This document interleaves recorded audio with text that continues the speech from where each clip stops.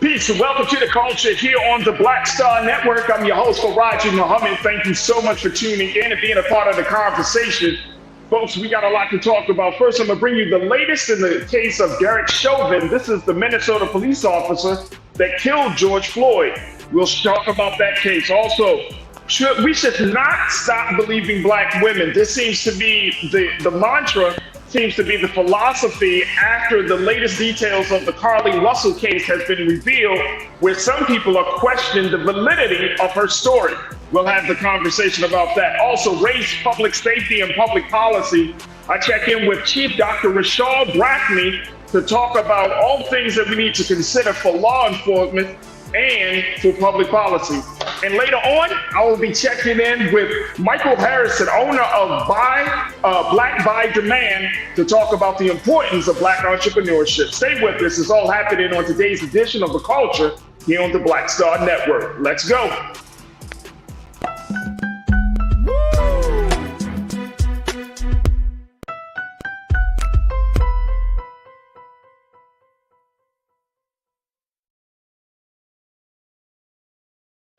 Folks, welcome to The Culture here on the Black Star Network. I'm your host, Farajii July. Thank you so much for tuning in and being a part of the conversation. I'm so happy that you're able to join me. And folks, if you are watching us, hopefully you're watching us on Black Star Network. But if you're not watching us on Black Star, that's all right. You could be watching us on Amazon as well, the Amazon News, or if you have a Roku television, or you are streaming live right now on YouTube. And it's on that platform on our YouTube page under the name Roland Martin, where you can join us in the conversation and be a part of the culture crew today, where you share your thoughts, ask your questions, and overall just be a part of the discussion. So we got a lot of ways for you to check out today's show, and I thank you so much for tuning in. All right, let's jump right into it because I want to bring you up to speed on a couple of things. First and foremost, let's talk about this case of former Minnesota police officer Derek Chauvin. Y'all know who Derek Chauvin is. He is the one that killed George Floyd. And now that he is still trying to plead his case, folks, take a listen to this, how he wants the Supreme Court, the United States Supreme Court, to review his case. Take a look at what's coming out of The Root right now. The report they posted. This is about the Minnesota's highest court. Now, before the Minnesota's highest court rejected Chauvin's petition in a one-page order, this is what's been reported. He rejected Chauvin's petition in a one-page order that was dated July 18th. As of right now, Derek Chauvin's conviction in a 22-and-a-half-year sentence remains valid. Through his lawyer, Mr. William Mortman, he remains steadfast about moving this case forward to the Supreme Court. The U.S. Supreme Court only hears about 100 to 150 appeals of the 7,000 cases it is asked to review annually. Now, according to the prosecutors of the case, they're saying that the petitioner received a fair trial, talking about Derek Chauvin, and received the benefit of a fulsome appellate review. It is time to bring this case to a close. Now, of course, Derek Chauvin's lawyer, Mr. Moorman, disagreed. He said that this criminal trial generated the most amount of pre-trial publicity in history. And more concerning are the riots which occurred after George Floyd's death and led the jurors to all express concerns for their safety in the event that they acquitted Mr. Chauvin. This is what Mr. Chauvin, Derek Chauvin's lawyer, has said on the record. But they're trying to push this case to the Supreme Court. And all I'm going to have to say is I hope the Supreme Court never hears this case, because there is no case, folks. There is no case at all when you think about what happened in all the details, and more importantly, the life that was lost, Brother George Floyd. And we all are familiar with that video, that horrific video of Derek Chauvin's knee being on George Floyd's neck. And yet, he is still trying to plead his case. I can't get mad at him for trying, but I can't get mad at him for just being completely disregarding the truth, which is that you killed that man. A cold-hearted murderer. You are a murderer, Derek Chauvin. So I don't expect the Supreme Court to take a listen to the case, especially given the fact of the cultural, political implications of the case, that if the court even decided to overturn the conviction in some way, shape, or form, or lessen the time that Derek Chauvin spends behind court, I don't think we need to worry about what folks are going to say or the riots after George Floyd. I think that will cause a major, major problem. So I just wanted to bring you up to speed on the latest around this particular case, how Derek Chauvin is trying to reduce his sentence, or at least trying to get some new ears to listen to his case. And the Supreme Court, and he's trying to get the justices of the Supreme Court to check it out. I hope it doesn't happen, folks. I absolutely hope that it doesn't happen. Look, I got to take a quick pause. When we come forward, let's have a discussion about where we are with things as it relates to the Carlee Russell story. We know yesterday we had that big news. There was that big news conference about Carlee Russell, where the chief of police down in Hoover, Alabama, shared the details, a lot of details that indicate that this story may not even happen, that Carlee Russell may be responsible for her own disappearance and reappearance, and how this case and this story has hit national headlines in so many different ways. The biggest one is, should we still believe Black girls and women when they are still missing, when they are still being abducted, when they are still being victimized? We'll have that conversation. I would love to have that discussion with you, crew. So stay tuned. That discussion is up next right here on The Culture on the Black Star Network.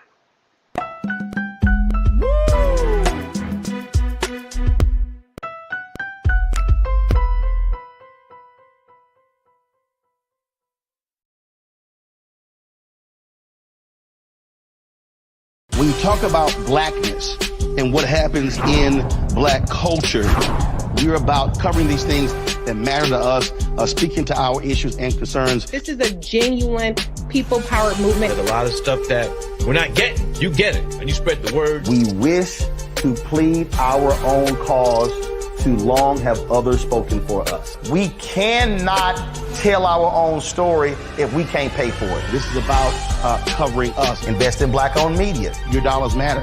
We don't have to keep asking them to cover our stuff. So please support us in what we do, folks. We want to hit 2,000 people, $50 this month, raise $100,000. We're behind 100,000, so we want to hit that. Y'all money makes this possible. Check some money orders. Go to P.O. Box 57196, Washington, D.C. 20037-0196. The Cash App is $RM Unfiltered. PayPal is R Martin Unfiltered. Venmo is RM Unfiltered. Zelle is Roland@RolandSMartin.com.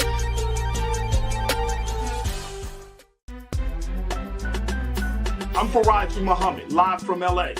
And this is The Culture. The Culture is a two-way conversation. You and me. We talk about the stories, politics, the good, the bad, and the downright ugly. So join our community every day at 3 p.m. Eastern and let your voice be heard. Hey, we're all in this together. So let's talk about it and see what kind of trouble we can get into. It's The Culture, weekdays at 3, only on the Black Star Network. Folks, Black Star Network is here. Oh, no punches! I'm real revolutionary right now. Support this man, Black Media. He makes sure that our stories are told. Thank you for being the voice of Black America, Roland. Stay Black. I love y'all. All momentum we have now, we have to keep this going. The video looks phenomenal. See, this difference between Black Star Network and Black-owned media and something like CNN. You can't be Black-owned media and be scared. It's time to be smart. Bring your eyeballs home. You dig?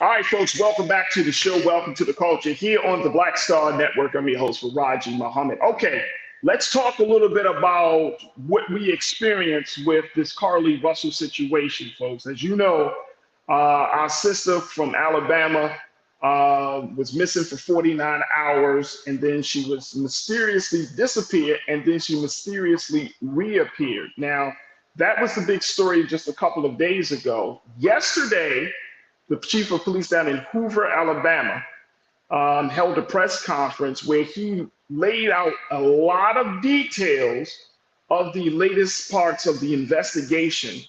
And those details were damning, folks. Not against anyone except against anyone else, but it was damning against Carlee Russell herself.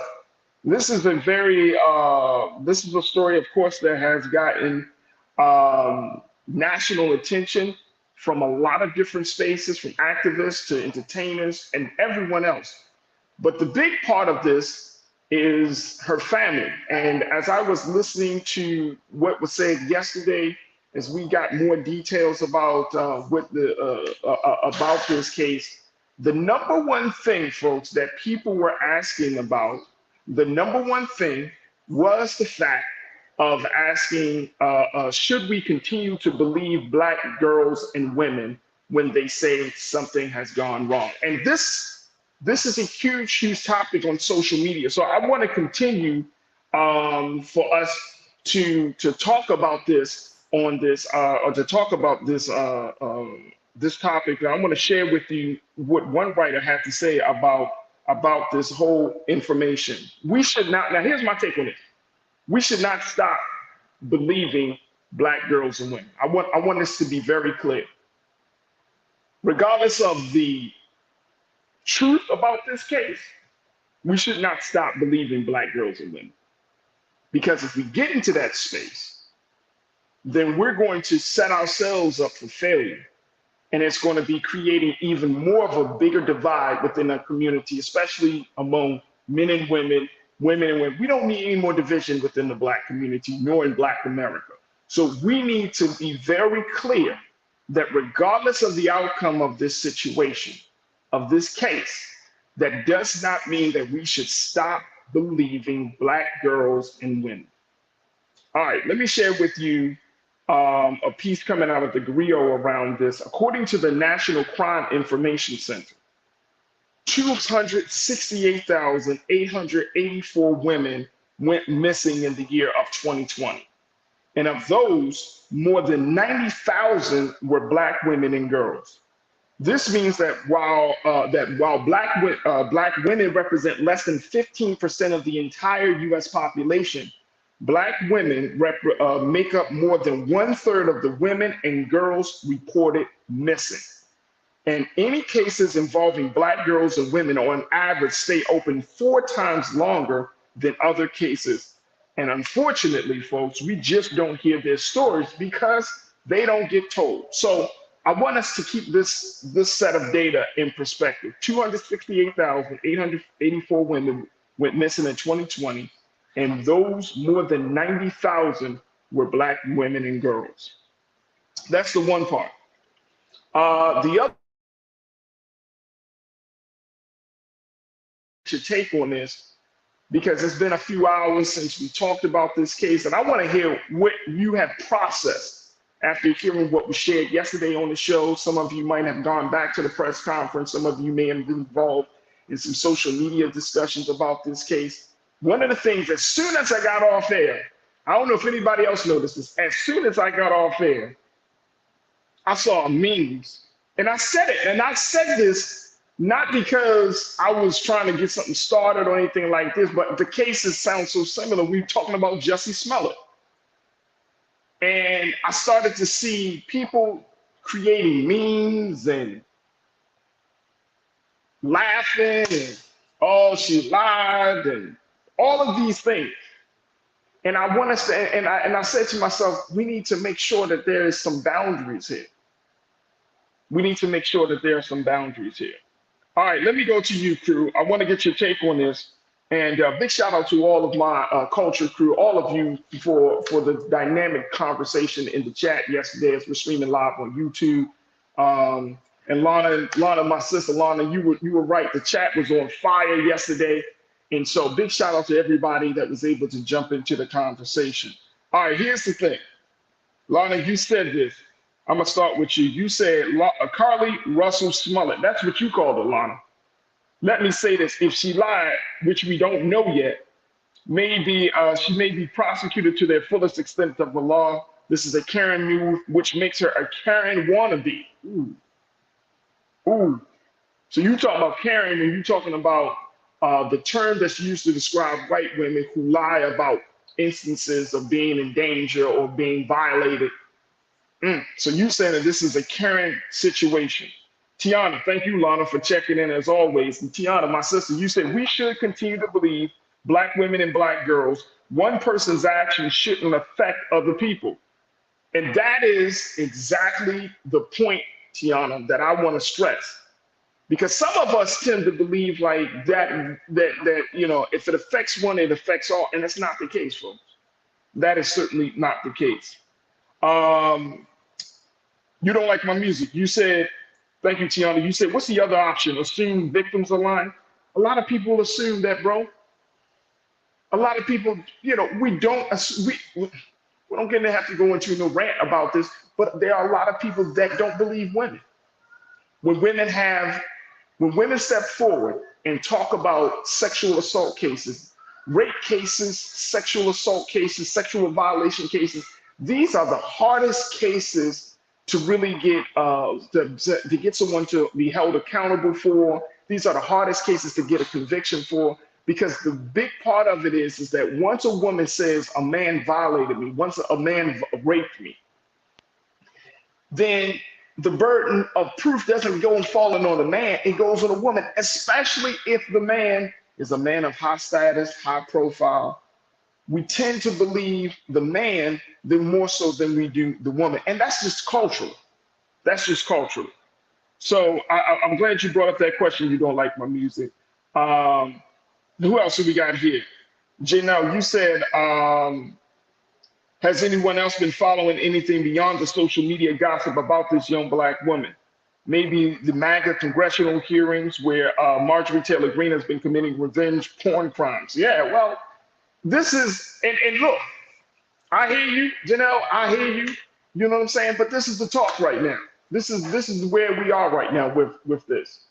And no, a lot of people probably didn't know that those congressional hearings were taking place, but this is the talk. This is where people are. And I think that the reason that we need to have this, I wanted to do a segment around this, is that I want to drive this point home in the midst of all of the chatter, in the midst of all of the conversations and big discussions. I don't want us to lose sight of the fact that Black women, Black girls, the voices of Black women and Black girls are important and need to be supported. It need to be believed. Those voices need to be emphasized during a time like this. Folks, I want you to continue to post your thoughts on this as we're talking about this. Here's what the writer from the let me see, where we get this one from. This is from the Griot.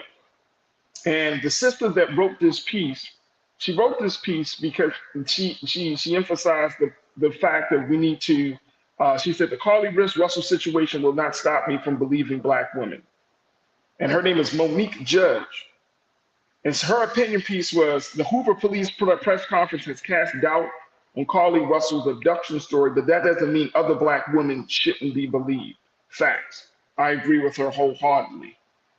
She said in her piece, she said, we should take this opportunity to help increase the publicity missing Black women and girls receive. We should be amplifying these stories and raising public awareness about the crisis facing our community with regard to missing Black women and girls. She says she's disappointed. She said, I still have many questions, but I'm also glad Carlee is home safe. And I'm hope she gets whatever help she needs to move past this situation that will likely haunt her for the rest of her life, no matter the outcome. Be disappointed, have questions, feel everything you need to feel about this situation, but whatever you do, don't let it stop you from caring.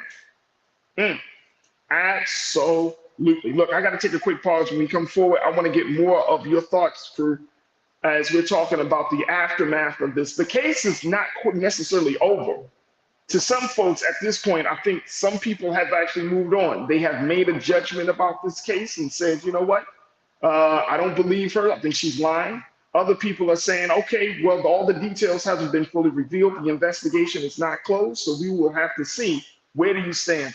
Share your thoughts on our YouTube page as we're streaming there live under the name Roland Martin. And we got to take a quick pause. When we come forward, more conversation about this. Stay with us. It's The Culture here on the Black Star Network.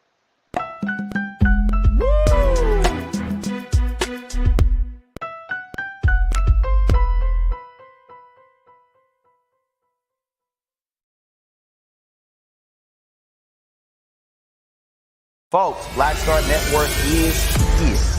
Oh, no punches! I'm real revolutionary right now. Support this man, Black Media. He makes sure that our stories are told. Thank you for being the voice of Black America, Roland. Stay black. I love y'all. All momentum we have now, we have to keep this going. The video looks phenomenal. See, there's a difference between Black Star Network and black-owned media and something like CNN. You can't be black-owned media and be scared. It's time to be smart. Bring your eyeballs home. You dig?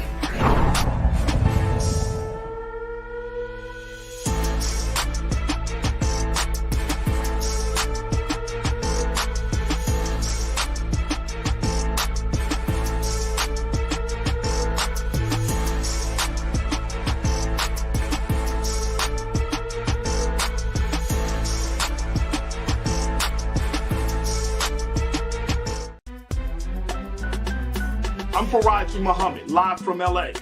And this is The Culture. The Culture is a two-way conversation. You and me. We talk about the stories, politics, the good, the bad, and the downright ugly. So join our community every day at 3 p.m. Eastern and let your voice be heard. Hey, we're all in this together. So let's talk about it and see what kind of trouble we can get into. It's The Culture, weekdays at 3, only on the Black Star Network. When you talk about blackness and what happens in black culture, we're about covering these things that matter to us, speaking to our issues and concerns. This is a genuine people-powered movement. There's a lot of stuff that we're not getting. You get it, and you spread the word. We wish to plead our own cause. Too long have others spoken for us. We cannot tell our own story if we can't pay for it. This is about covering us. Invest in black-owned media. Your dollars matter. We don't have to keep asking them to cover our stuff. So please support us in what we do, folks. We want to hit 2,000 people, $50 this month, raise $100,000. We're behind 100,000, so we want to hit that. Y'all money makes this possible. Check some money orders. Go to P.O. Box 57196, Washington, D.C. 20037-0196. The Cash App is $RM Unfiltered. PayPal is R Martin Unfiltered. Venmo is RM Unfiltered. Zelle is Roland at RolandSMartin.com.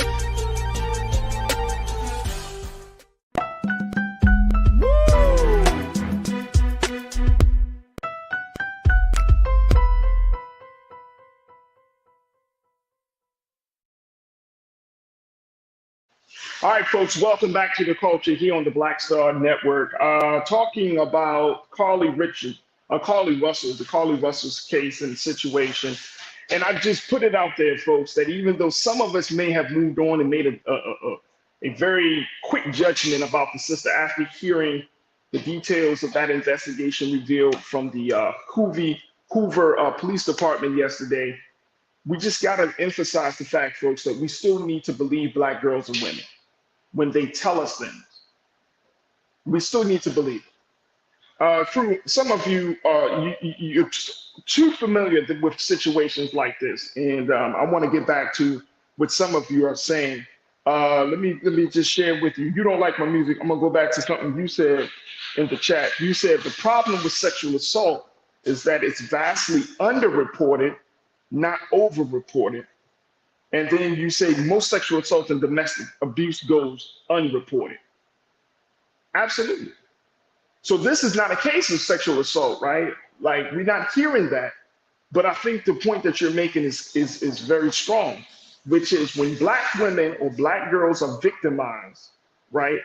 They don't feel, and sisters, y'all tell me if I'm wrong, A lot of sisters, a lot of black women and black girls, they don't feel they have a safe space to tell their story because they feel like they're not going to be believed. And that's a problem. And that's a problem. We can't talk about eradicating or eliminating something from the culture or addressing something, and then yet we don't create a safe space for a person to be vulnerable, for a person to talk about the victimization. We have to do better in that area. So you don't like my music? I appreciate you for pointing that out. My sister, Robin Welch, you checked in and says she still needs us to give her grace. Well, yeah, because obviously, if the story is not true, and she went through all of this to concoct a story of this magnitude, got the whole country, particularly Black America, kind of rooting for her to return home safe and sound, rooting for her to be safe. If we have to figure out if we can find the grace that you suggest, Robin. We have to be very mindful that we may be dealing with a mental health situation. So do we automatically go into attack mode on the system? If she went through all of this, then and it's not true, then it means that something much deeper is happening there where she will need that level of support. She's going to need that level of support. Now, the one group of people that I've been thinking about a lot is her mom and her dad. They went on national TV. And I'm just saying, folks, if this story is not true, they went on national TV and said what they needed to say. They put out a statement defending her story. And then the chief of police comes out with all these details. I mean, it's embarrassing, to say the least. It would be embarrassing to the Russell family. So then we would have to still support the Russell family because we shouldn't want to see one of the families of our community to be embarrassed in such a big way, the way this story turns out. So Robin, I appreciate you for saying that, and I agree. We still need to give her grace because, okay, that story isn't true, but something is happening with the system. Something is happening with that system. That she would go to the store and buy the food. She would look up these things on the internet and all of that. Sis, what's going on? What's going on? Yes, I mean, a lot of manpower, a lot of police hours were used in the situation, right? To try to, if this story isn't true. But now I'm more concerned about her mental health and well-being. That's what I'm more concerned about. Like, sis, are you okay? What's going on? Now, she may never say that in public. That may never come out. We don't know. But one thing is for sure, something is going on. Cindy D, checking in. You said, as humans on this planet, we need compassion for others. We can't say we love all if we can't understand what others are going through. Facts. I love that. Great comment, Cindy. Great comment. You're absolutely right. We can't say we love all if we can't understand what others are going through. I think they call that empathy, right? They call that empathy. They call that having compassion for someone. But that empathy, we have to step in her shoes. That's a very important thing. Thank you so much for bringing that up, Cindy. Janelle, you said this is how we lose what must be revolutionary act. The masses demand we focus on something, so we follow the shiny object. There are no new details about Carlee, only judgments and opinions. I hear you. Janelle, I hear you. The new details did come out yesterday, though. I don't think nobody knew about the internet searches and them purchases that she made from the store to make it. And I mean, when you read it, like, it's one thing to hear it, but when you read the details, you're like, ooh, absolutely, absolutely. Brebe, you said if the story sounds like BS, I'm not believing it, no matter who tells it. Okay, that's fine. But will it, Brebe? I wonder. This story may be BS. Will it stop you from believing other black women and girls? That's the piece about that. Will it stop you from believing other black women and girls? That's the thing that I think we all have to ask, the question we all have to answer. Thank you so much for bringing it up. Shalinda, my sister, you checked it. You said, with all the facts from the investigation that's been reported thus far, it's not looking good for Carlee. If she lied about this, she will need protection from social media and where she works. Everything. And here's the thing. Here's the thing. We all know people lie. So that's not the point.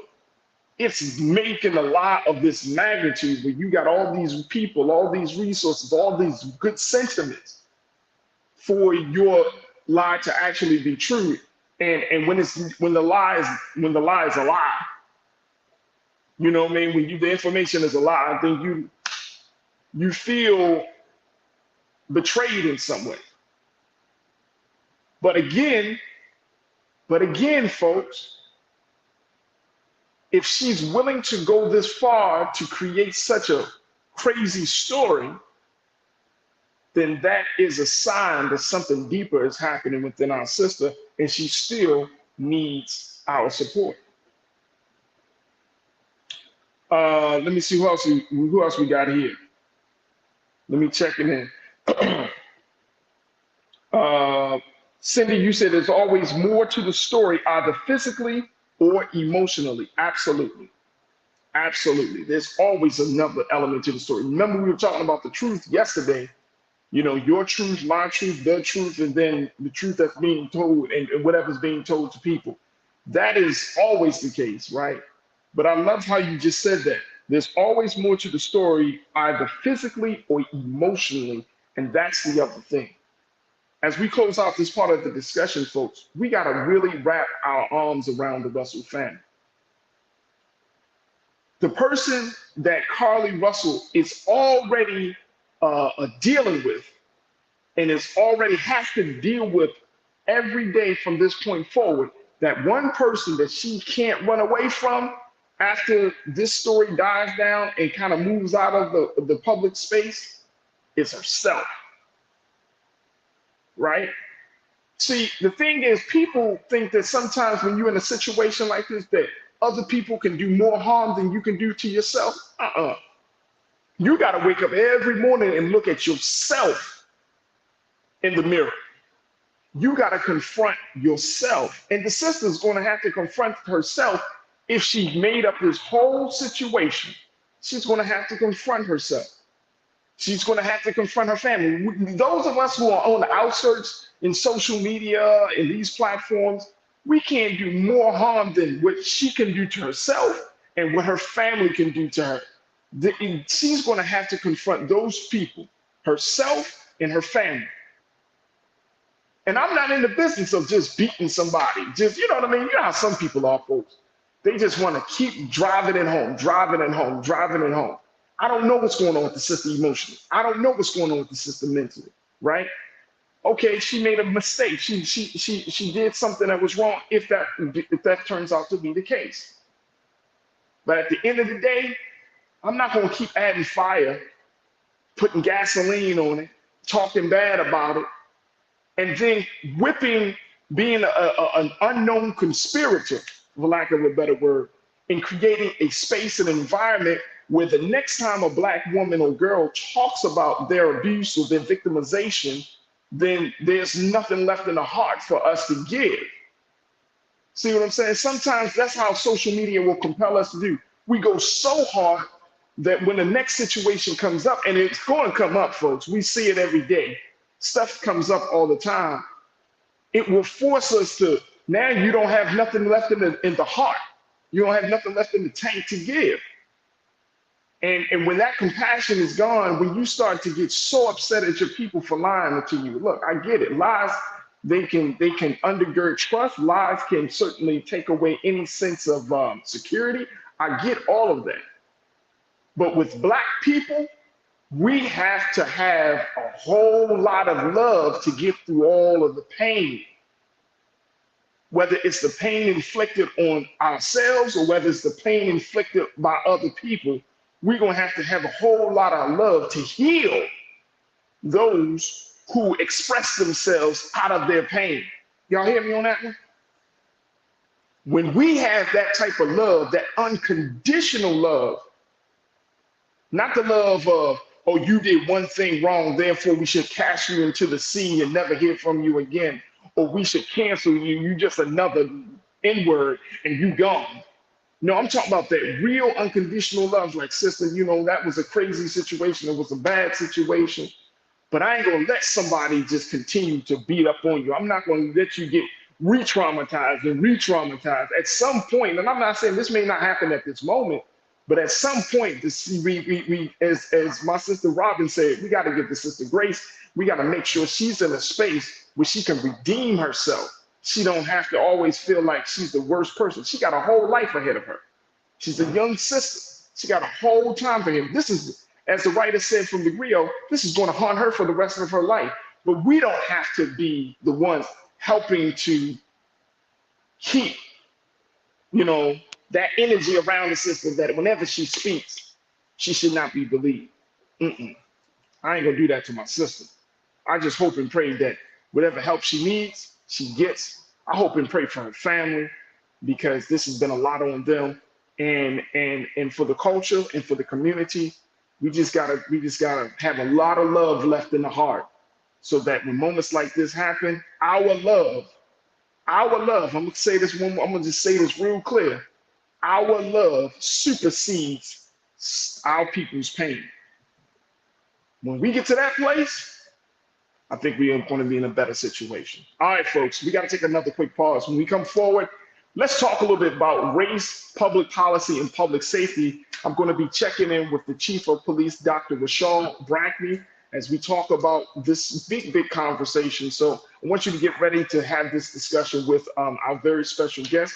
And then also later on, we're going to be checking in with Michael Harrison of Black by Demand to talk to us about Black entrepreneurship. So we still got a lot to get to in the next hour of The Culture right here on the Black Star Network.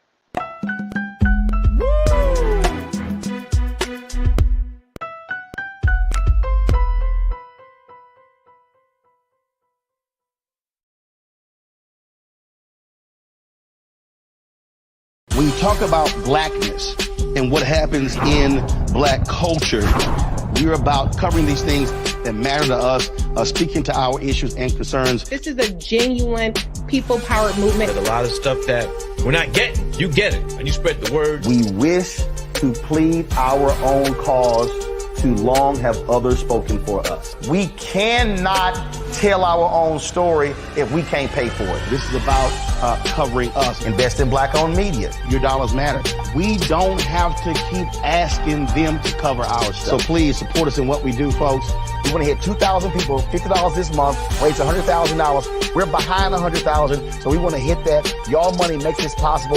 Check some money orders. Go to P.O. Box 57196, Washington, D.C. 20037-0196. The Cash App is $RM Unfiltered. PayPal is R Martin Unfiltered.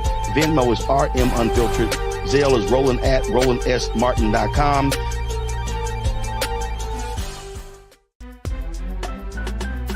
I'm Farajii Muhammad, live from LA.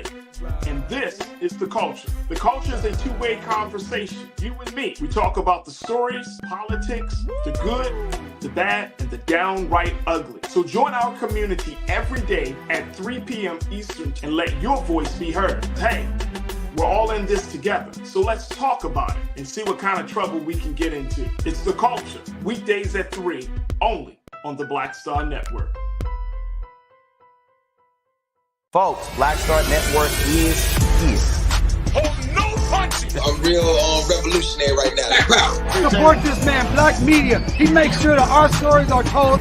Thank you for being the voice of Black America, Roland. Stay black. I love y'all. All momentum we have now, we have to keep this going. The video looks phenomenal. See, this difference between Black Star Network and Black-owned media and something like CNN. You can't be black-owned media and be scared. It's time to be smart. Bring your eyeballs home. You dig?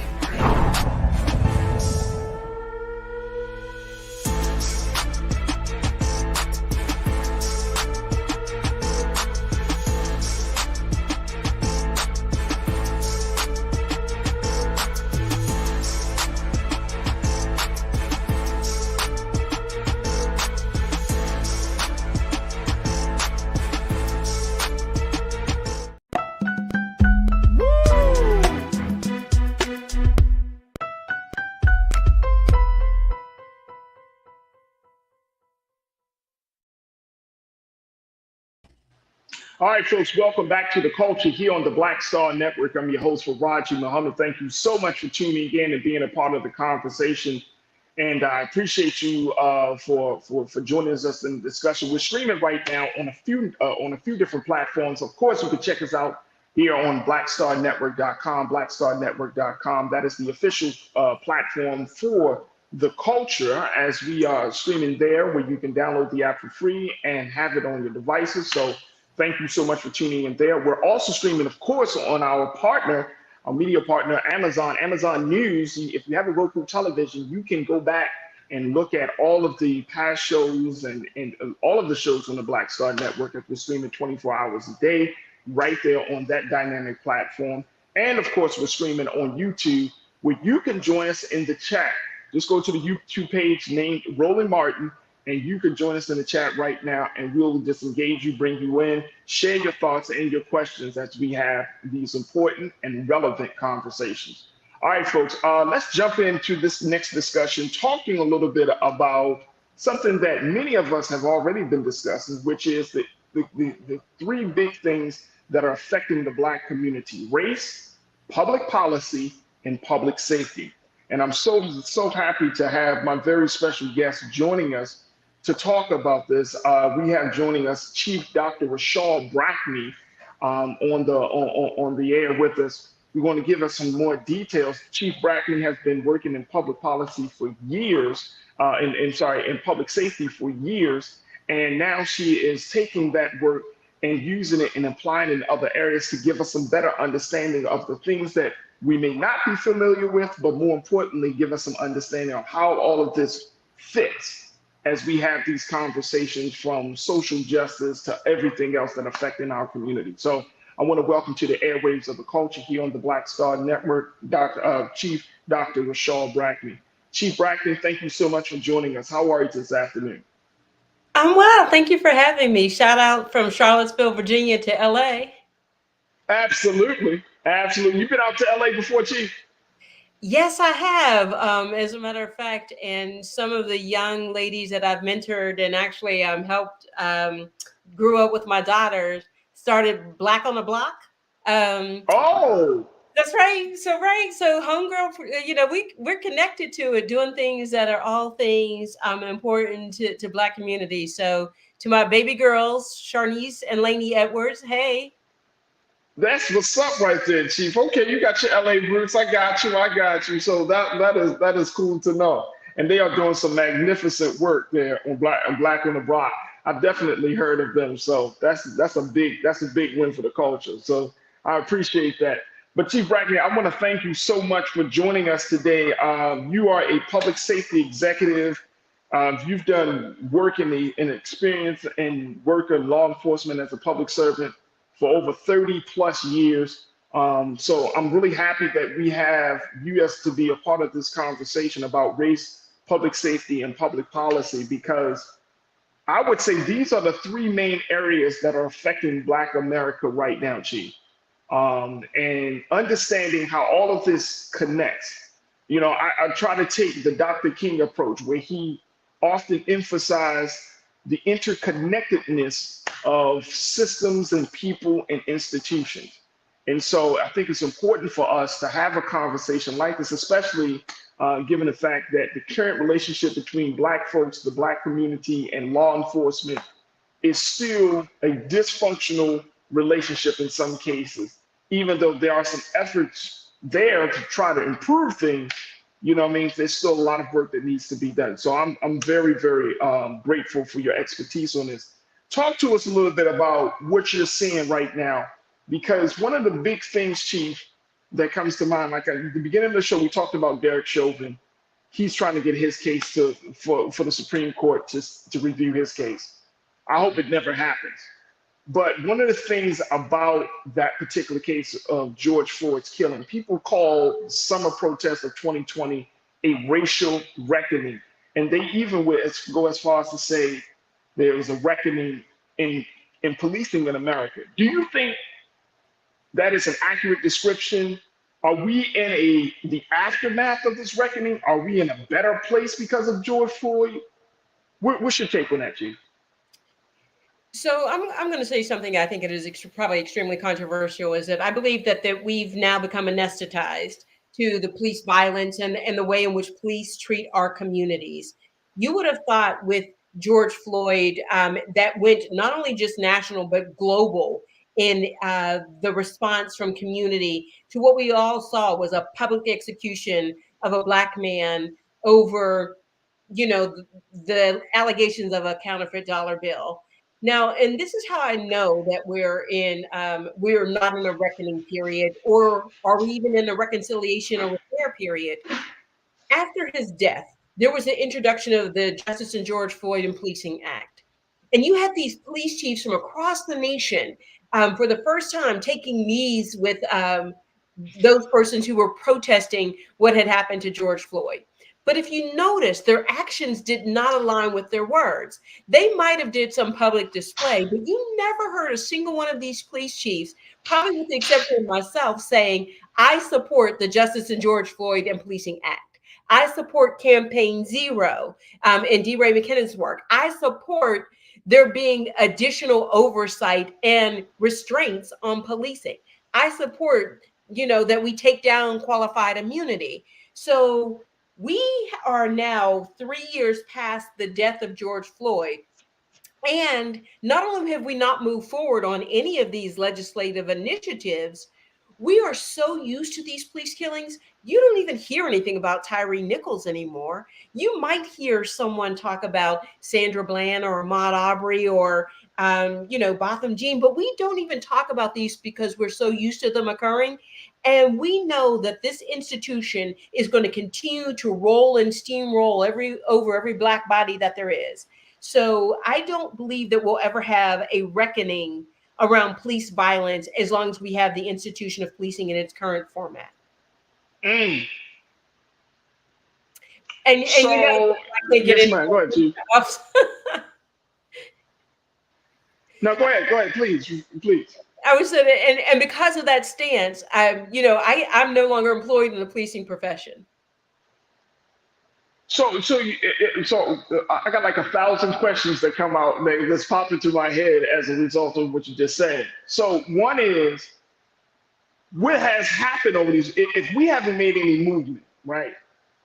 It seems like we have all been deluding ourselves, or is it that white America has deluded itself, and whereas Black America, we knew this wasn't going to happen. This wasn't going to, lead to anything substantial. Like there seems to be something missing here, because there's some who believe that, oh no, we're moving forward. Like I say, I hate the term racial reckoning, police reckoning, because that indicates that there is some serious progress that's being made. That indicates that there's some justice that's being served.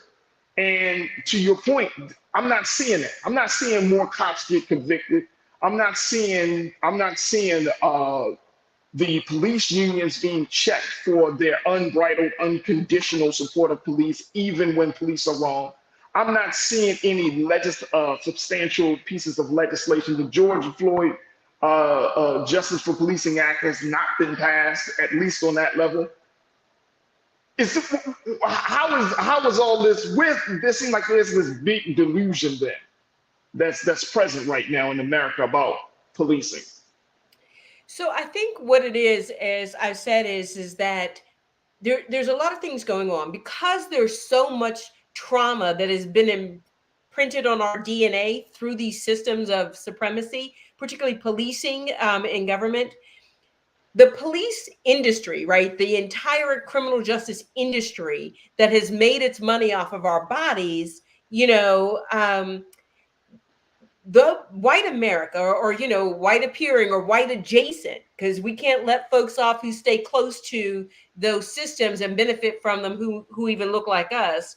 They've learned to, as I say, they've learned to hold their breath to get through the next event, while we as people who are rallying and marching and demanding, we're just trying to hold our breath. Like, we're just trying to keep our breath. We're trying to keep it from not being choked out of us.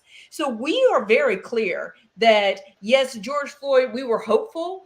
And, we were hopeful that this might bring about some sort of change. You had Senator Harris, now Vice President Harris, introduce the bill along with, Representative Karen Bass, now the mayor of LA.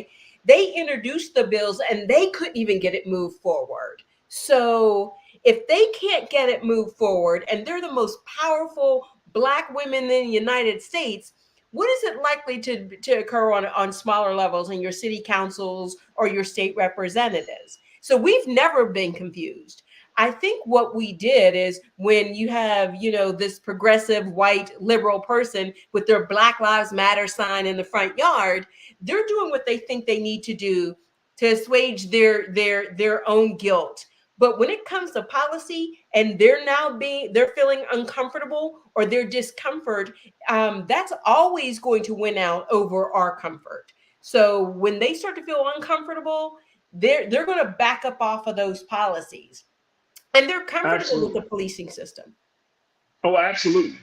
Oh, absolutely. Chief, we got to take a quick pause. When we come forward, I'd love to get some questions and share some thoughts from our culture crew that's tuning in today.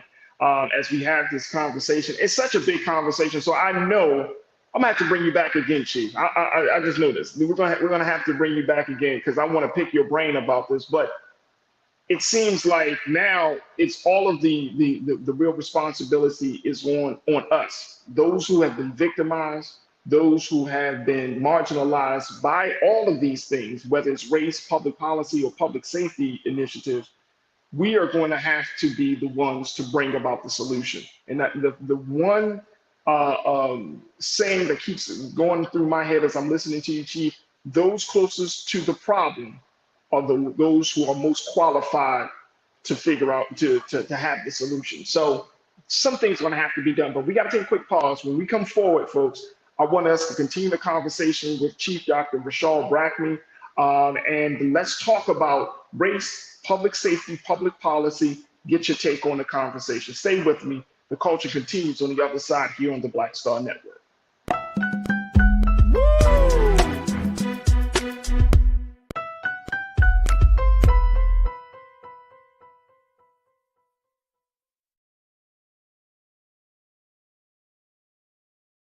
Hatred on the streets, a horrific scene, a white nationalist rally that descended into deadly violence.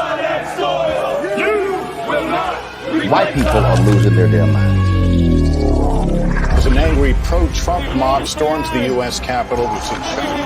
We're about to see the rise of what I call white minority resistance. We have seen white folks in this country who simply cannot tolerate Black folks voting. I think what we're seeing is the inevitable result of violent denial. This is part of American history. Every time that people of color have made progress, whether real or symbolic, there has been what Carol Anderson at Emory University calls white rage as a backlash. This is the rise of the Proud Boys and the Boogaloo Boys. America, there's going to be more of this. Here's all the Proud Boys, guys. This country is getting increasingly racist in its behaviors and its attitudes because of the fear of white people. The fear that they're taking our jobs, they're taking our resources, they're taking our women. This is white fear.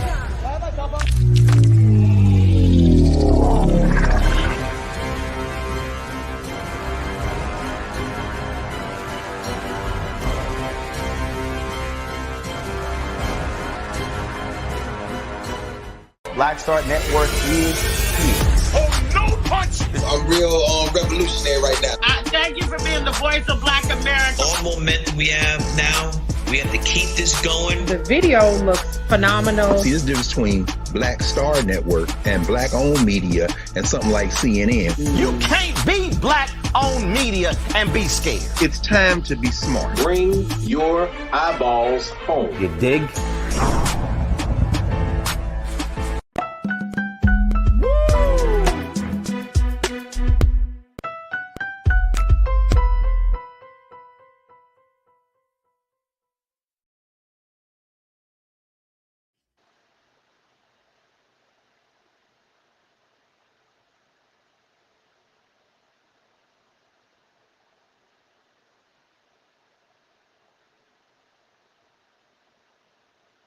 Folks, welcome back to the culture here on the Black Star Network. We've been checking in with Chief Dr. Rashal Brackney, who has been serving as a public servant and in the law enforcement community for nearly 40 years, folks. She's an expert in procedural and restorative justice and harm reduction. She is considered to be an ethical leader that has made her a public safety champion and agent for change in the law enforcement space. And so we're very, very happy to have her on to just give us some insight about where we are with the issues of race, public service, and public policy. Folks, we want you to join us in the conversation. We are streaming live on YouTube. Post your comments as we are streaming live under Roland Martin's page on YouTube.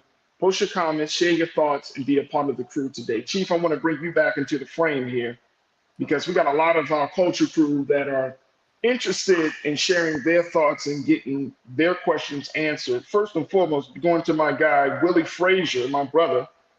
Willie said, "Thank you for your work, Chief. Could you speak to the reasons you're not in law enforcement and the struggles you had in reforming your department?" Because you're down in Charlottesville, Virginia. This is the same Charlottesville where they had the, what was that little rally Unite called? the Right rally. Unite the Right. Unite the Right. As a matter of fact, part of the clip there when they were talking about Jews will not replace us, the tiki torches, the images you have, Trump saying there were fine people on both sides of this, right? I don't know how you do that when you're warming yourself in the glow of a tiki torch and Confederate flags, but I am in Charlottesville. I was the former chief of police in Charlottesville, Virginia, and was brought here after that Unite the Right rally, in which the neo-Nazis, Confederate agencies, they all just descended upon Charlottesville. And they weren't outsiders. There were some homegrown folk here. So as I tell people— There were people at your department though, right? Weren't there some police department officials? Yeah, there were police department officials who were protecting the KKK, who allowed individuals to get beaten on the streets, stood there and did nothing about it. So I came in as a result of that to reform the department, to look at the department. I was the only Black female in the agency, running an agency that was 90% white male, all from the South. And, I just started doing what you're supposed to do. Terminating white male officers, had the audacity to do that. I disbanded the SWAT teams. I disbanded special drug enforcement teams. I removed officers, school resource officers out of the schools, so we were no longer contributing to the, school to prison pipeline, and that we were not going to participate in the war on drugs. I had posted all of our policies on websites. I brought in Fourth Amendment analysts who looked at every single one of our stop and frisk, and to make sure that they were legitimate. It's the only one in the nation to do that.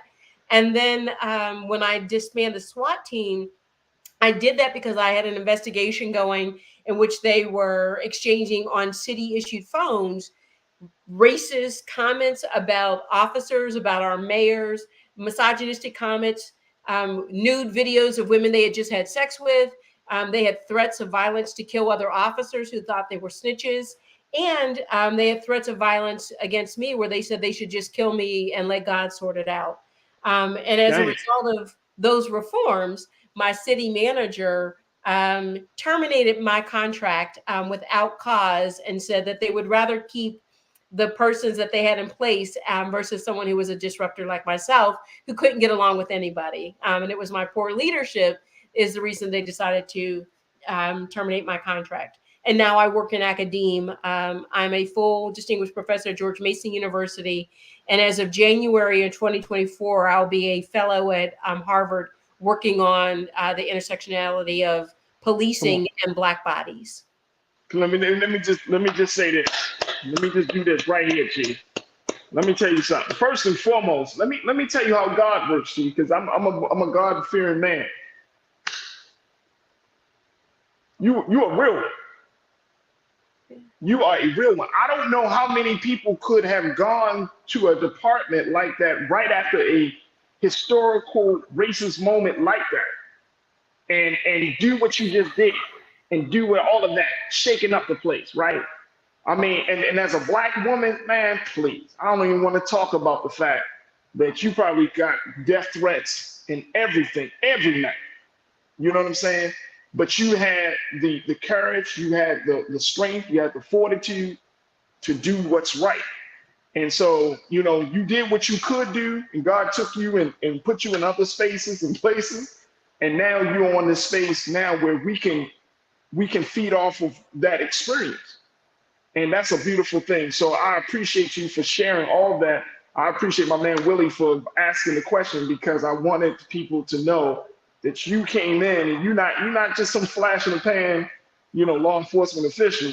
You're the real deal. And if you can go down to Charlottesville and create stuff and walk out that joint alive, please, you can come to Chicago, Los Angeles, Baltimore. Come on, tell your mayor to call me. Tell her to call me. Call the sister. You know where to find me. Right. I'm telling you. So a big shout out to you, Chief, for that. All right, let me go to get some other questions from our culture crew, because folks are checking in, and folks continue to get your questions to Chief Brackney here. Here's Corinna. Corinna's one of our culture crew members. She's also one of our on-air contributors here, Chief. She said a majority of folks do not understand how their protest connects to the vote, to holding elected officials accountable, and what that looks like. So I want to go back to what you kind of talked about a little bit earlier, and helping to connect the dots in that area. I mean, is police reform, is that going to be a debate that's going to take place in the voting booth? Is that the next step of this process, or is that just a part of this process? Where do we put the vote? Because a lot of people say we just need to vote, and I understand it. I agree with it, but I feel like that may not be just the silver bullet for a case like this. What's your take on that? So it's not, right? We do need to vote, right? I rock my shirt all the time that says vote like your ancestors died for it, right? So right.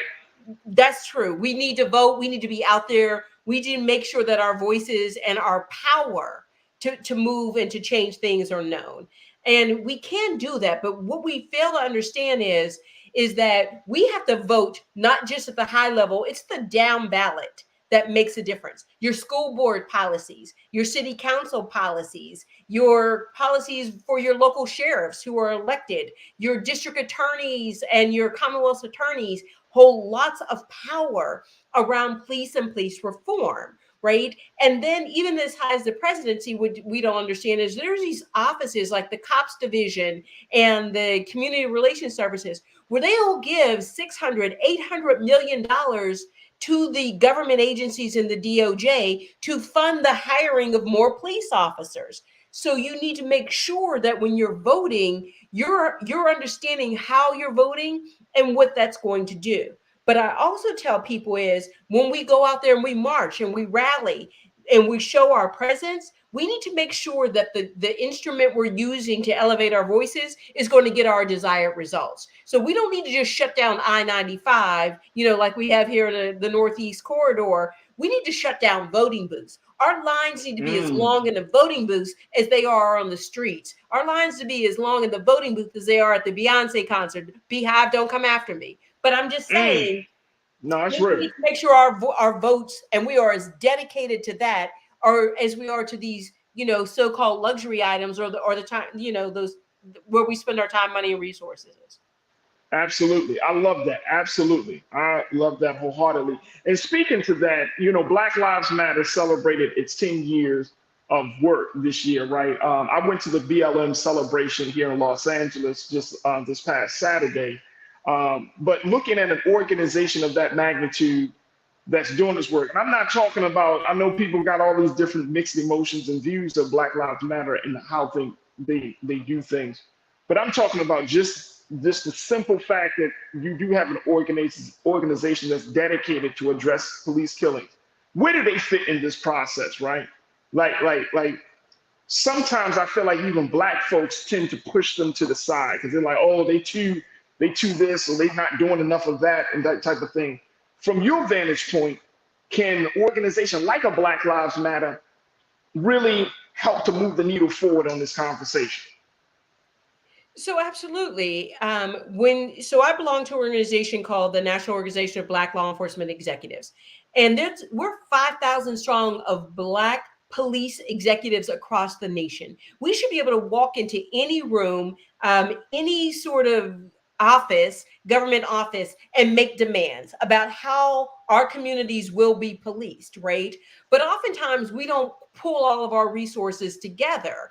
So how do we convene and collaborate with Black Lives Matter, with, showing up for racial justice, with the DSA, Democratic Socialist organizations, right? With those other organizations, we can't be in competition with each other, because the more competition we are with each other allows them, they're not competing against each other. You have the fraternal organizations of like police. You have the national organization or the International Association Chiefs of Police, the Police Executive Research Forum, where they have 800,000 strong, and they're pulling all their resources together. So that's the way that we need to do it as well. Interestingly enough, and then we have to be comfortable crossing over into other spaces.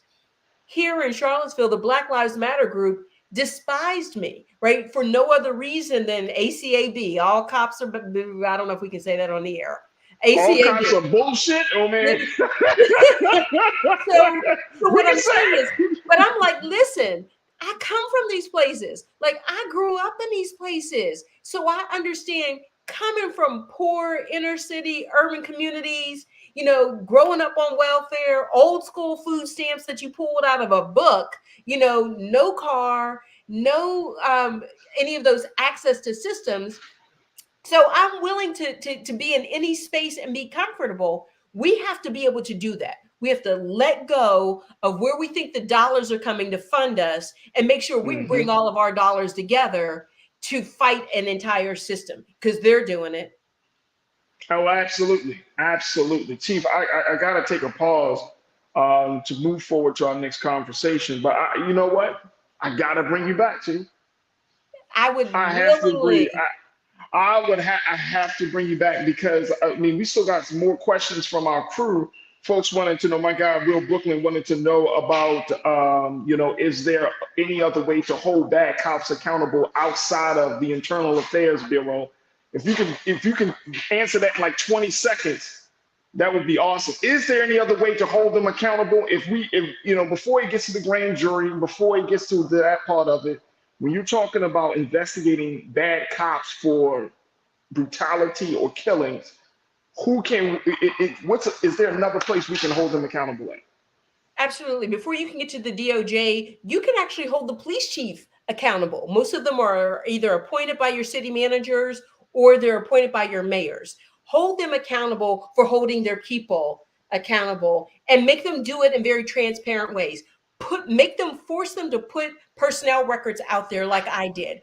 Force them to put use of force on your website like I did. Force them to put internal affairs cases in summaries on the websites with outcomes as well as the discipline that you had for the officers. Put it out there, and you can then hold your police chief accountable, your city managers accountable, and your city mayors and anyone else who appoints that chief as well. But when they do it right, awesome. You also got to support them too. Absolutely. Chief, we got to bring you back, but God willing, congratulations on being, getting the fellowship. Congratulations on the work. I know it's not easy, but you got a whole lot of support on this side, sis, for the work that you have done and continue to do. So I just thank you so much for all of your expertise, and most importantly, I thank you for being so good for the culture today. But thank you for coming on to the show. Thank you so much. Until our paths cross again. There it is. Chief Dr. Rashal Brackney, folks, checking in from Charlottesville, Virginia. All right, folks, we're going to take a quick pause. When we come forward, let's talk about Black entrepreneurship And Black by Demand will be checking in with Michael Harrison to talk about his company and the work he's doing in that space. So stay with us. It's The Culture here on the Black Star Network.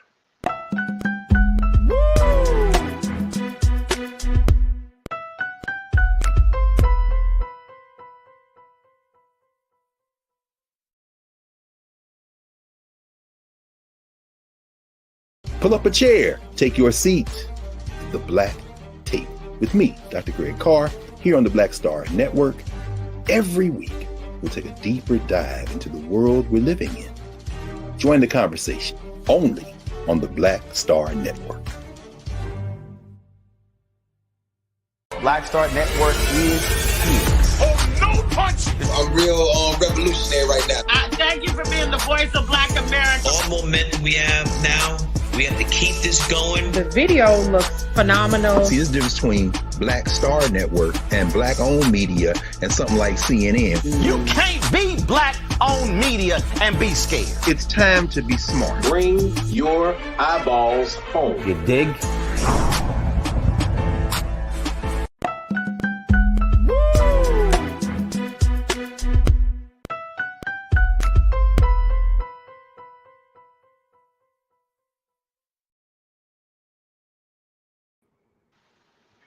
All right, folks, welcome back to The Culture here on the Black Star Network. Man, oh man, what a great conversation we just had with Chief Dr. Rashad Bracken. Got to bring her back. Got to bring her back. No doubt about that, folks, to continue to have that very important conversation about race, public policy, and public safety. All right, let's switch gears now. Let's talk a little bit about Black entrepreneurship, and really let's talk about this whole idea of buying Black. Now, this has been a part of the conversation ever since for so long, for years. And now there are more and more folks that are jumping into the space to make sure that this idea of buying Black becomes a reality. And this is the space that my brother and next special guest is coming from. He's the owner of Black by Demand, and there's a website there, also website, blackbydemand.com.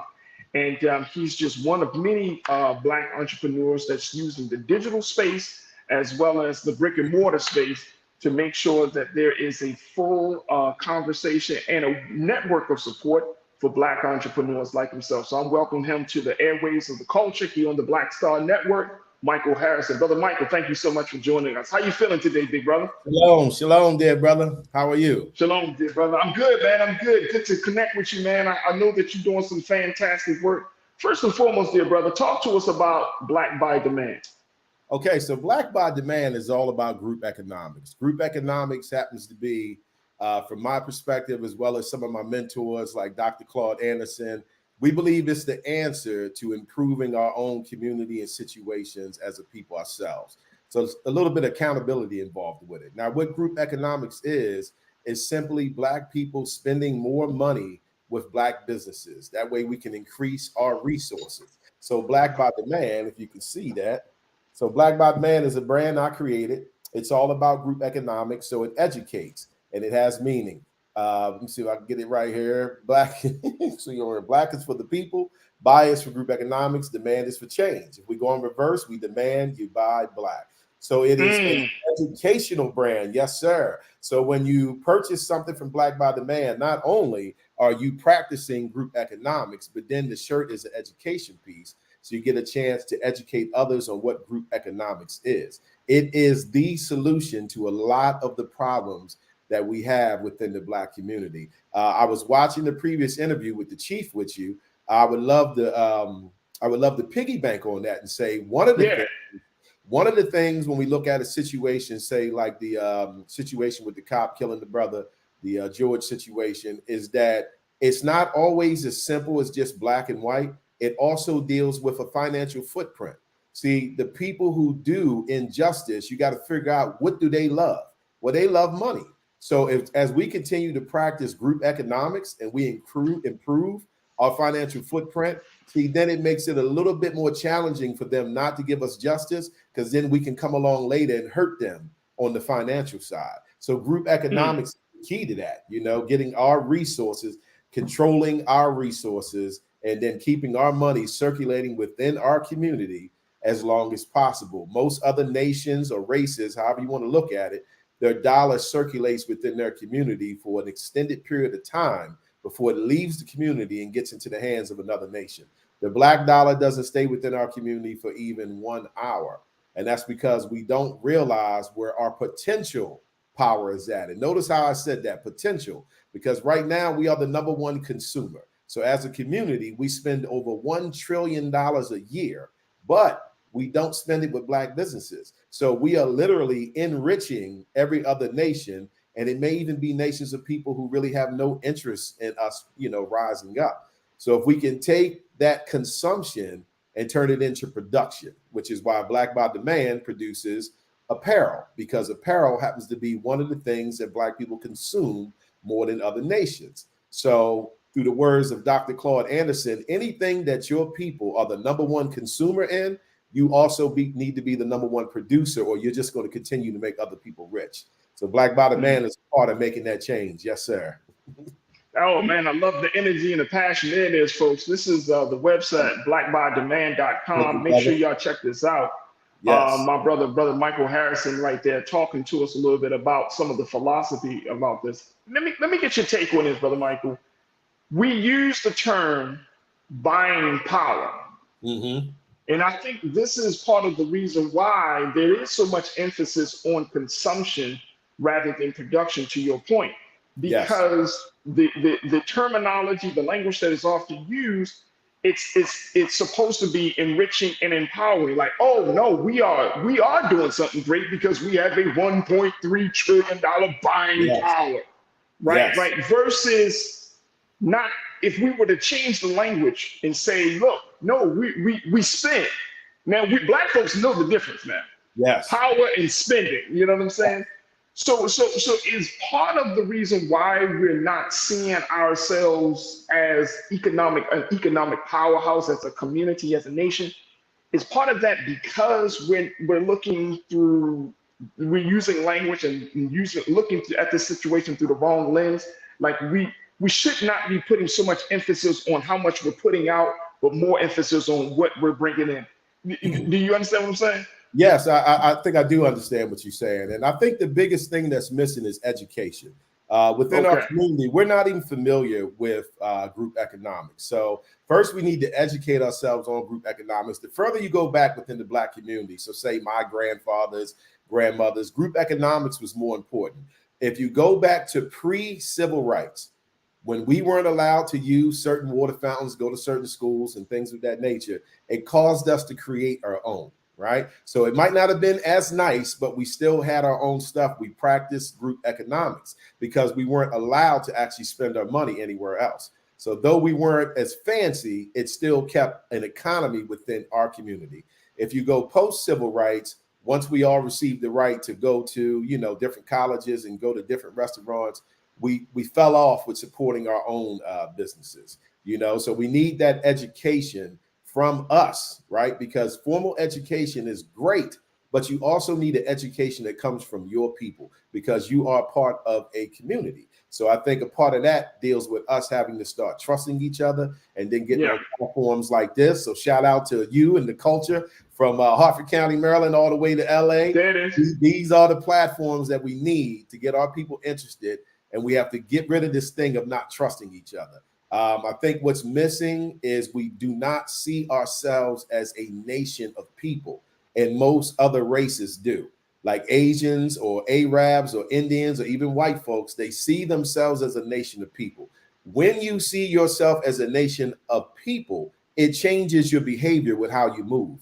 You have a consciousness, of trying to practice group economics, and you have a consciousness of your behavior because your behavior is no longer contingent just on how your people going to feel. You representing a whole community of people. So I think through us educating each other, we can start getting the community to understand the importance of group economics. And when you have a larger financial footprint, and then you can hurt people financially when they don't give your people justice, that's the part that I believe is missing from us receiving justice. See, they may have done George Floyd wrong, but they know as a result, all we're going to do is get upset, tear things up, cause, ruckus. And we're not wrong for doing that. I'm saying we're going to erupt because it was wrong. But what gets their attention is when you affect their dollars. Martin Luther King Jr. did a lot of wonderful things, but nothing had the impact of when he boycotted the Montgomery County bus lines. That's when they decided to pay attention. Yes, sir. Absolutely, absolutely. Brother, we got to take a quick pause. When we come forward, I want to get some thoughts from my culture crew here as we have this conversation. Crew, share your questions, share your thoughts as we checking in with Brother Michael Harrison, Black by Demand. And let's continue the conversation. They're talking about the demand to buy Black. Stay with us. The conversation continues right here on The Culture on the Black Star Network.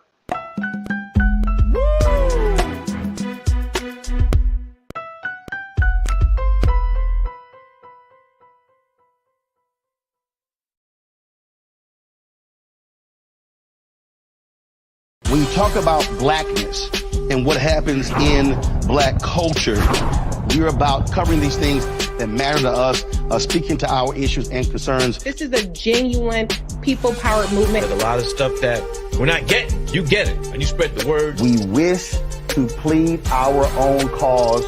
Too long have others spoken for us. We cannot tell our own story if we can't pay for it. This is about covering us. Invest in Black-owned media. Your dollars matter.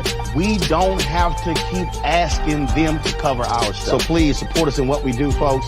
We want to hit 2,000 people, $50 this month, raise $100,000. We're behind 100,000, so we want to hit that. Y'all money makes this possible. Check some money orders. Go to P.O. Box 57196, Washington, D.C. 20037-0196.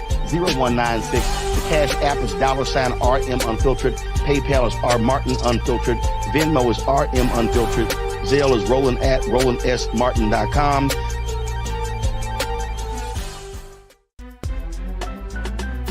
I'm Farajii Muhammad, live from LA. And this is The Culture. The Culture is a two-way conversation. You and me. We talk about the stories, politics, the good, the bad, and the downright ugly. So join our community every day at 3 p.m. Eastern and let your voice be heard. Hey, we're all in this together. So let's talk about it and see what kind of trouble we can get into. It's The Culture, weekdays at 3, only on the Black Star Network. Folks, Black Star Network is here. Oh, no punching! I'm real revolutionary right now. Support this man, Black Media. He makes sure that our stories are told. Thank you for being the voice of Black America, Roland. Stay black. I love y'all. All momentum we have now, we have to keep this going. The video looks phenomenal. See, this difference between Black Star Network and Black-owned media and something like CNN. You can't be Black-owned media and be scared. It's time to be smart. Bring your eyeballs home. You dig?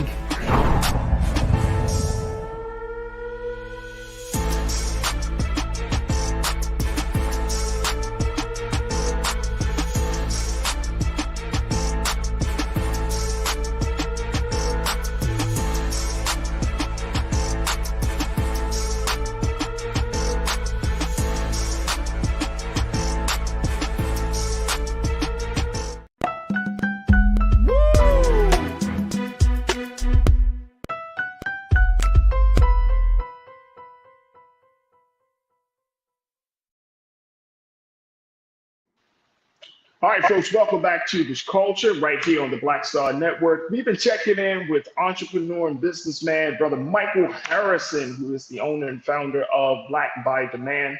And it's an apparel company that promotes buying Black, folks. There it is right there. You can check them out at blackbydemand.com to get all of some dope fire apparel to support and to advocate, putting that message out there to support your own and do something for yourself. Brother Michael, your apparel is it hits you in your face, but I love it, brother. It's simple, Thank you, brother. But it's so, very fashionable. So I love it. I got to give me a couple of shirts or something there. You know what I mean, brother? That, brother. Yeah, I take the advice of Dr. Claude Anderson when he teaches, like I was mentioning, anything that your people are the number one consumer on, you should produce. Yeah. So for me, this was a way of combining my conscious side with my business side. Normally, they don't let you do that in a work environment. But since I'm the creator, I was able to put these two together and said, not only do I want them to have some nice drip, but I want it to be a message where they can educate others. So it's definitely a conversation piece. And when people find out what it means, it actually receives praises from all nations. Because I think what happens is other nations look at it like, oh, okay, I like that. Like you guys are going to say, we're going to take some accountability. We're going to make these changes ourselves because we do have some spending power. It's simply not power until we switch it from consumption to production, because we are the reason that everybody's brand gets hot.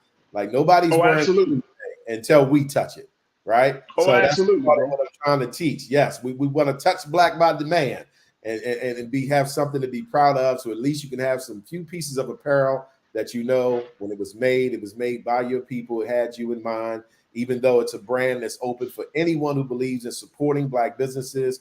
But we do understand that the Black community consists of other nations as well, who are kind of out there in the struggle with us. But of course, our focus is trying to teach our people and educate them on how we can make a difference. When you can have a situation like George Floyd, and then as Black people, we can put a hurting on money and say, well, we're not going to buy this or we're not going to do that. That's when you tend to get better results. So yeah, Black by Demand is kind of helping to lead the way on that. Please check us out. Awesome.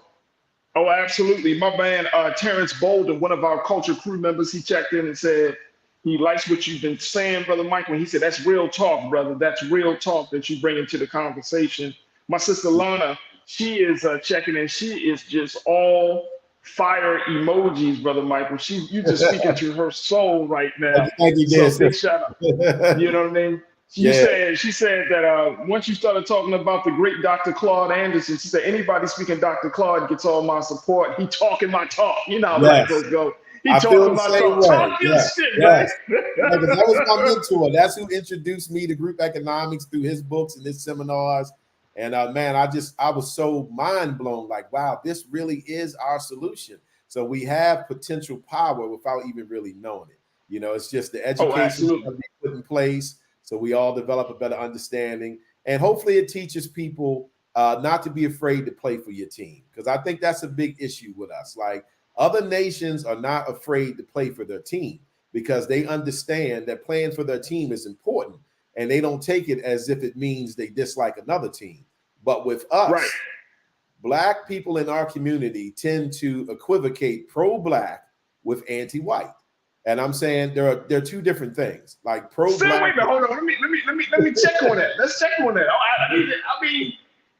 Look, I'm in a lot of different spaces. I'm out here in Los Angeles, very diverse, right? So you know, cultures, people, everything. But I've been in different spaces. I'm a native of Baltimore, so you know what I'm saying. Like I've been in a lot of different spaces. Now I don't know any group of people that talk about supporting their own more than Black people.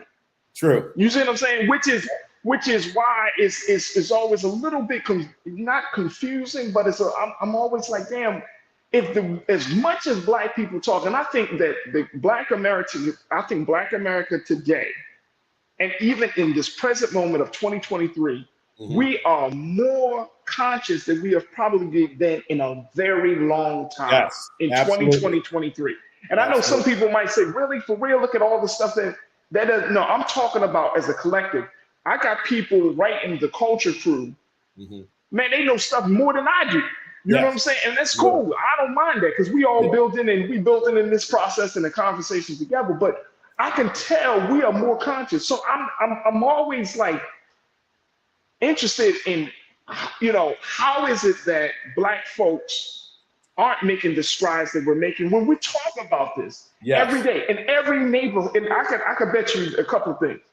In every family, in every single Black household, there's somebody that comes out of the quote unquote pro-Black space, the do for self philosophy. Everybody got one of them in their family.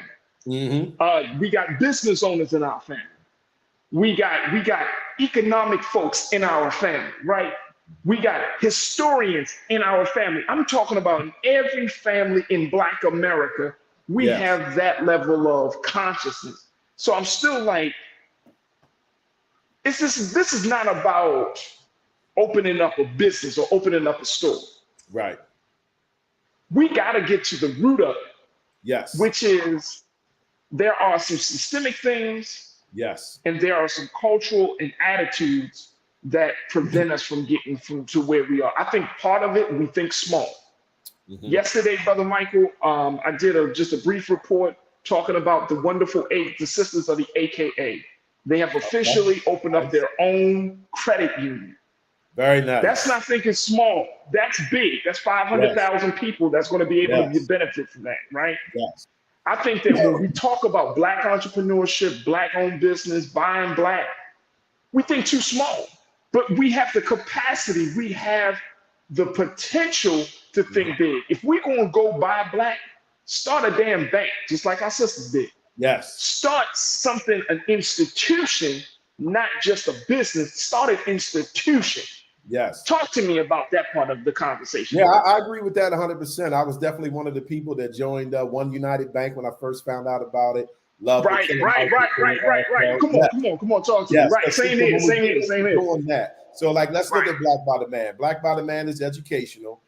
If my brand gets to the level of Polo and Nike and all that good stuff, then as a Black company, we have more economic power to do things that can benefit Black people. Since post-civil rights, we kind of let go of thinking about playing for our team. So if you look at the situation where they had the bad water in Flint, Michigan, I believe it was, if we had been practicing group economics at this point, we might have had a Black company that was so powerful, they might have owned a utility company somewhere and could have said, you know what, we have a water company 3 states away, we're going to pipe in our new water. But since we don't practice group economics, another nation controls if we get in clean water, if we get in proper food. So the more we can keep our money within our community and improve our businesses and get it where our children can go to school, get that master's degree, and then have the choice of actually working for a Black company like Black by Demand instead of having to go to other nations and beg them and then hope that they treat them right. And we all know this is America, so the chances right. Yeah. It's probably not good. But let me ask you a question: How do you take that? And we're gonna. I want to try to get one more brief pause in real quick. But one of the things is what about the pipeline from businesses to HBCUs? You know what I'm saying? Like we often are trying to get people in the community. You got an untapped resource in our Black students at HBCUs. In the southern parts of the country that's looking for opportunities, looking for work, that are coming out of these cultural spaces that want to do stuff for Black people. Again, we are the most conscious place that I think we've been in a long time in this country. We are. And I'm going to take a quick pause, but when we come back, I want to get your thoughts, very quick thoughts on how do we create a pipeline to use the brilliance of the next generation at HBCUs to bring that into creating this larger space for Black economics. Folks, we got to take a quick pause. Stay with us. It's the culture here on the Black Star Network.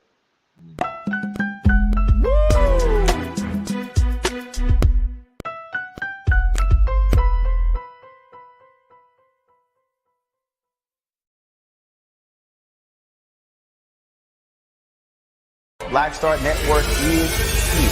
Oh, no punch! I'm real revolutionary right now. Thank you for being the voice of Black America. All momentum we have now, we have to keep this going. The video looks phenomenal. See, this difference between Black Star Network and Black-owned media and something like CNN. You can't be Black-owned media and be scared. It's time to be smart. Bring your eyeballs home. You dig? When you talk about Blackness and what happens in Black culture, we're about covering these things that matter to us, speaking to our issues and concerns. This is a genuine people-powered movement. There's a lot of stuff that we're not getting. You get it, and you spread the word. We wish to plead our own cause. Too long have others spoken for us. We cannot tell our own story if we can't pay for it. This is about covering us. Invest in Black-owned media. Your dollars matter. We don't have to keep asking them to cover our stuff. So please support us in what we do, folks. We want to hit 2,000 people, $50 this month, raise $100,000. We're behind 100,000, so we want to hit that. Y'all money makes this possible. Check some money orders. Go to P.O. Box 57196, Washington, D.C. 20037-0196. The Cash App is $RM Unfiltered. PayPal is R Martin Unfiltered. Venmo is RM Unfiltered. Zelle is Roland@RolandSMartin.com.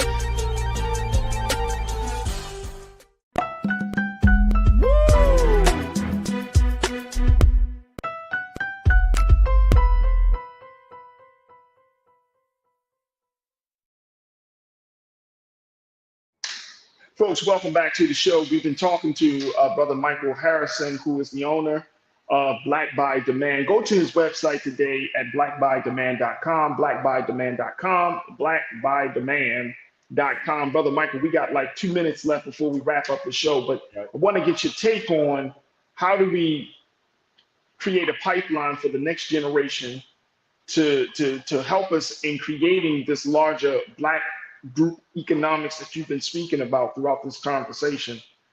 Can we tap into them? What's stopping us from going to HBCUs and saying, let me get some of your Black business minds, let me get some of your Black economic thinkers, let me get some of your Black creators to come and be a part of this. Is that possible? Can we set that up?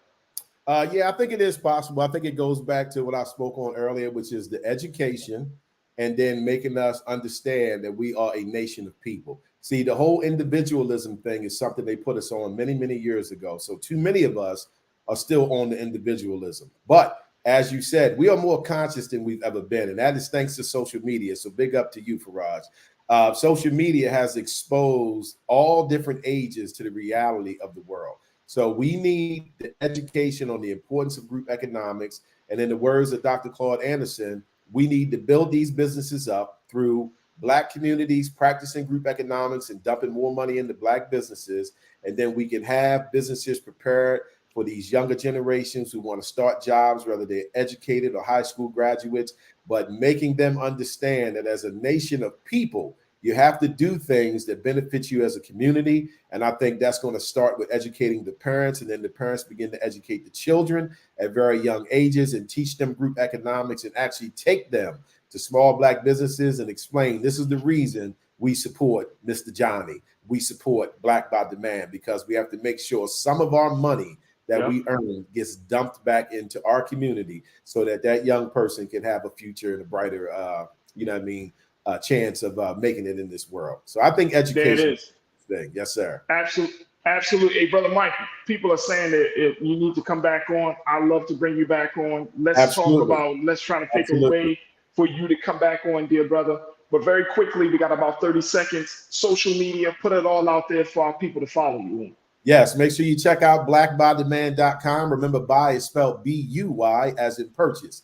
It is the socially conscious brand. It educates, and it's the #1 brand for group economics. It has meaning. Black is for the people. Buy is for group economics. Demand is for change. We are on Facebook, YouTube, and TikTok. Check us out. There it is right there. Michael Harrison, owner, founder of Black by Demand, where you are called to action to demand to buy Black. I love it, love it, love it. Brother Michael, thank you for the great work that you're doing. Thank you for the apparel, the dope apparel. We got to set up a way for me to get a couple of shirts. I need to get something. And more importantly, hey, brother, thank you for being so great for the culture, man. We truly love and appreciate it. Yes, sir. Keep on doing what you do. Absolutely. The culture. Hey, bro. Thank you.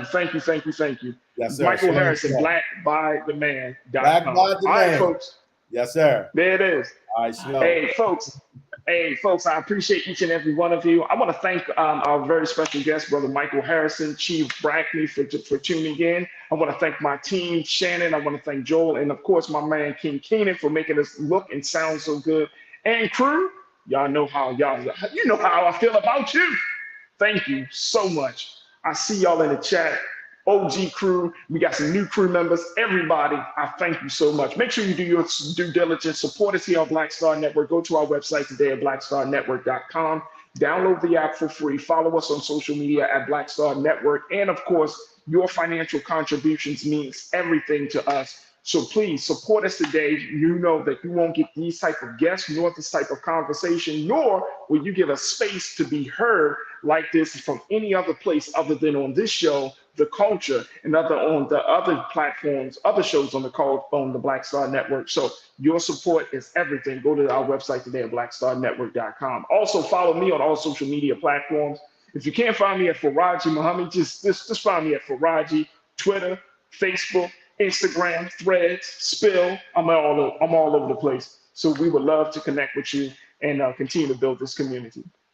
I thank y'all so much for tuning in to today's show, and I look forward to talking to you, God willing, tomorrow. Stay tuned. Up next is Roland Martin Unfiltered at 6 p.m. Eastern Standard Time. As always, never be afraid to challenge what's wrong. Stand for what's right. while being yourself in the process. God willing, we will talk tomorrow for another exciting edition of The Culture right here on the Black Star Network. Peace.